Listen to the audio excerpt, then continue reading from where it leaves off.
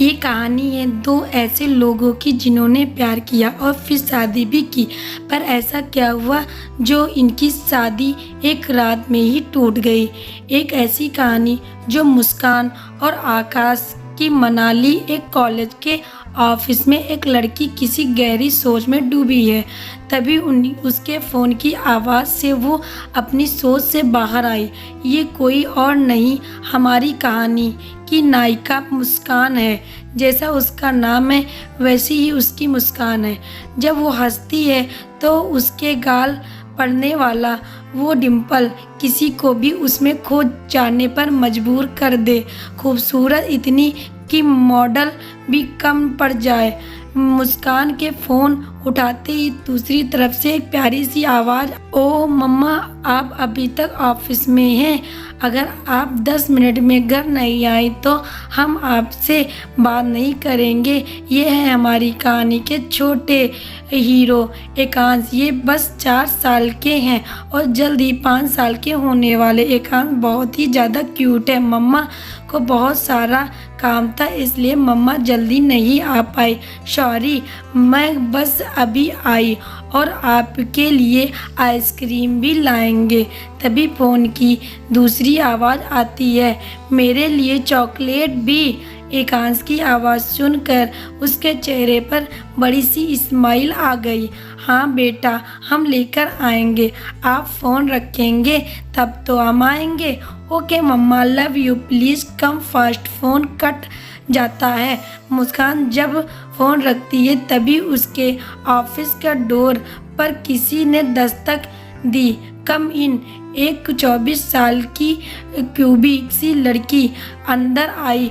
इसके हर month boyfriend बदलते हैं, ये किसी को नहीं छोड़, अब उसे ही छोड़ के भाग जाते हैं। ऐसा क्या है उसमें कि सारे लड़के उसको ही छोड़ जाते हैं। ये है जेसिका, मुस्कान की सेक्रेटरी प्लस बेस्ट फ्रेंड। मुस्कान यार, घर नहीं जाना। बट क्यों, ऐसा क्या हुआ कि घर नहीं जाना? बस निकल रही हूँ, तू भी चल यार। आज तो वो बस ऐसे मन नहीं कर रहा। क्या अटक क्या रही है? 1 मिनट, तू फिर से किसी के साथ डेट पर जा रही है? ऐसा नहीं है यार, बट मन नहीं कर रहा है जाने का। नहीं मुस्कान, तो बस रोहन के साथ क्लब जा रही थी, इसलिए आपसे कह रही हूँ। अगर तू बस क्लब पर जा रही थी तो फिर इतना घबरा क्यों रही है? तू यार जाती है तो हैंडसम बॉय को मैं मना नहीं कर पाती, और वैसे भी घर जाकर माँ के पैसे को लेकर ताने ही खाने हैं। इससे अच्छा बाहर एंजॉय ही कर। देख जस्सू, कभी तो तुझे भी सीरियस होना पड़ेगा लाइफ में। मुस्कान, तूने भी तो शादी की थी ना, तू तो थी ना सीरियस। क्या मिला तुझे? बस धोखा। जेसिका की बात सुन मुस्कान की आंखें नम हो जाती है। अब जेसिका को ध्यान आता है अनजाने में ही उसने क्या कह दिया। सॉरी यार, प्लीज़ फॉरगिव मी। मेरी इंटेंशन तुझे हर्ट करने की नहीं थी। इट्स जशु, आई नो तू कभी भी मुझे हर्ट करना नहीं चाहेगी। चल, मैं घर जा रही।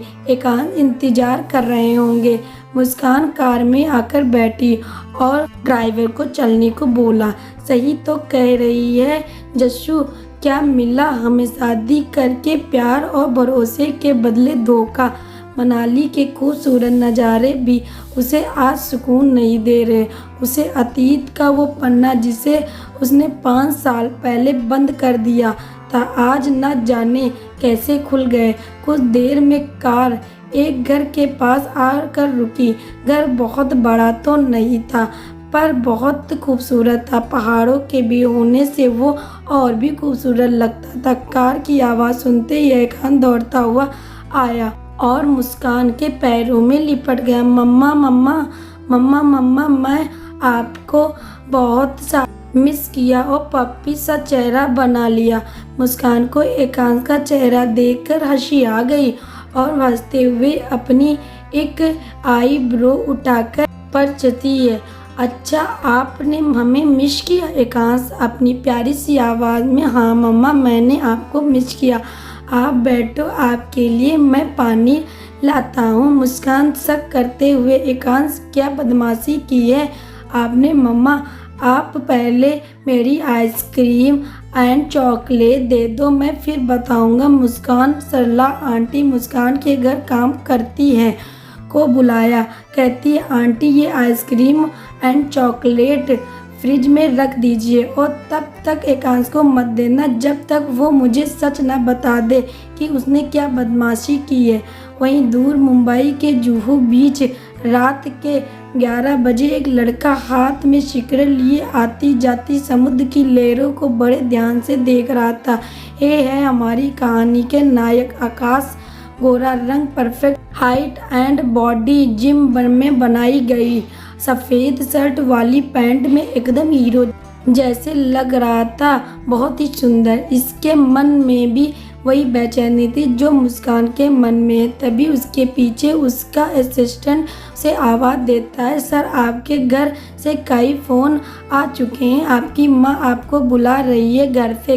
कौन सी माँ? संदीप, उन्होंने मेरा घर तोड़ दिया। वो मेरी माँ कैसे हो सकती है सर? आपके घर में कई बार फ़ोन आ चुका है, आपकी माँ आपको घर बुला रही है। कौन सी माँ? संदीप, उन्होंने मेरा घर तोड़ दिया, मेरी माँ कैसे हो सकती है? अब आगे संदीप आकाश का बचपन का दोस्त था, वो आकाश की तकलीफ़ जानता था। आकाश फिर भी एक बार अपनी खाली आंखों में समुद्र को देखता है, फिर उठकर अपनी कार के पास आ जाता है। कार अपनी रफ्तार से चल रहा था और एकदम से सन्नाटा पसरा हुआ था। मुंबई, जिसे कभी न सोने वाला शहर कहते हैं, पर आज हर जगह पर खामोशी छाई हुई है। आकाश की कार मुंबई के पास इलाके में एक बड़े से बंगले के पास आकर रुकती है। आकाश का बंगला उपाध्याय मेंशन। कार रुकने की आवाज़ से वो अपने ख्याल से बाहर आता है और बिना किसी इमोशन के घर के अंदर जाने लगता है। बिना उपाध्याय, आकाश की माँ तेज आवाज़ में, कहाँ थे अब तक? एक कोई समय है घर आने का? आकाश, आप मुझसे कुछ भी पूछने का 5 साल पहले हक खो चुकी है माँ। ऐसा क्या कर हमने जो आप हमसे ऐसे बात करते हैं? हमें नहीं लगता हमने कुछ भी गलत किया था। हमने जो भी किया आपकी भलाई के लिए किया। आकाश, आपको थोड़ी भी शर्म आती? आकाश, एक तेज आवाज़ पूरे हॉल में गूंज गई।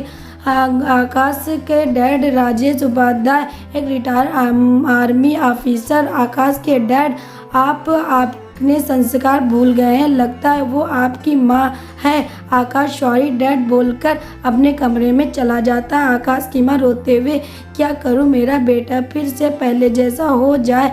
आकाश के डैड, अब कुछ शायद ही कर सकते हैं। 5 साल पहले आपने जो गलती की उसकी सज़ा हमारा बेटा आज तक झेल रहा है बिना पादा गुस्से से। 5 साल पहले मैंने कोई गलती नहीं की, जो भी हुआ सही हुआ था। आज मेरा बेटा इतना कामयाब उसी वजह से हो पाया है। राजेश उपाध्याय, हमारा बेटा अपनी काबिलियत से आगे बढ़ा है और कब ये समझेगी? बीना जी गुस्से में वहाँ से अपने कमरे में चली जाती। उधर कमरे में आकाश अपने गुस्से को शांत करने के लिए शावर ऑन करके अपने अतीत में चला जाता है। उधर मनाली में मुस्कान भी करवट बदल रही होती है। आज जो कुछ भी जैसिका ने कहा वही सोच रही है और वो भी अपने अतीत के पन्नों को खोल रहे कर बैठी है। 5 साल पहले उधर अपने कमरे में आकर आकाश अपने गुस्से को शांत करने के लिए शावर ऑन करके अपने अतीत में चला जाता है। उधर मनाली में मुस्कान भी करवट बदल रही है और आज जो कुछ भी जैसिका ने कहा वो सोच रही है और वो भी अपने अतीत के पन्नों को खोल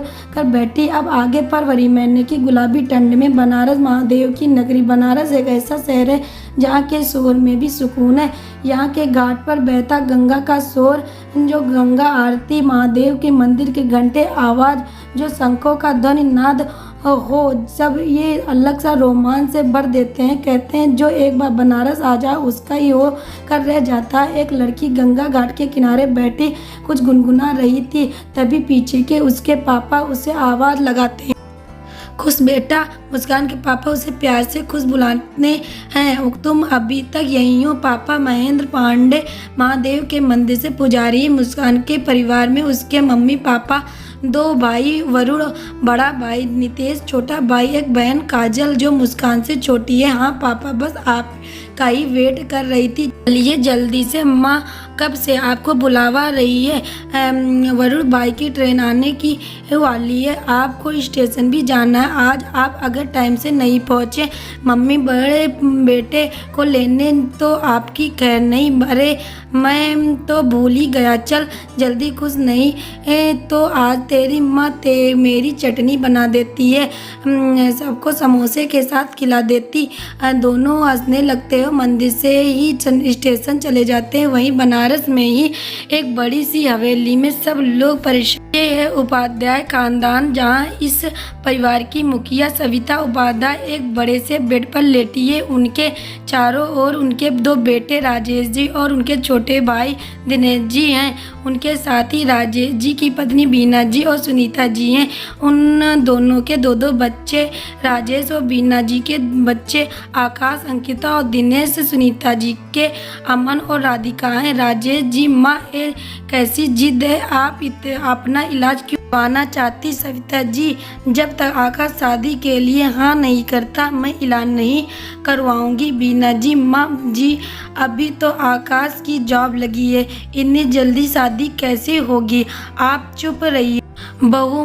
पर माँ बोलो ना, चुप। एकदम कमरे में एकदम सन्नाटा छा जाता है। वो माँ कुछ नहीं बोलती है, जिद लेकर बैठी होती है आकाश की शादी के लिए। सविता जी, आकाश मेरे बच्चे, क्या तू अपनी दादी की अंतिम इच्छा पूरी नहीं करेगा? आकाश, दादी इतनी जल्दी क्या है बेटा? मैं समझती हूँ आजकल की पीढ़ी को, अगर आपको ना कहना है तो आप कह सकते हैं, पर फिर आप लोगों को भी यहाँ रुकने की ज़रूरत नहीं। आप सब वापस जा सकते हैं। हमें आप सब से अब कुछ नहीं कहना, हम समझ लेंगे, हमारा कोई परिवार नहीं है। अब आप जा सकते हैं। दोस्तों, अगर स्टोरी आपको पसंद आती है ज़रूर कमेंट में बताना और ज़्यादा से ज़्यादा लोगों को हमारी स्टोरी को शेयर करना ना भूलना।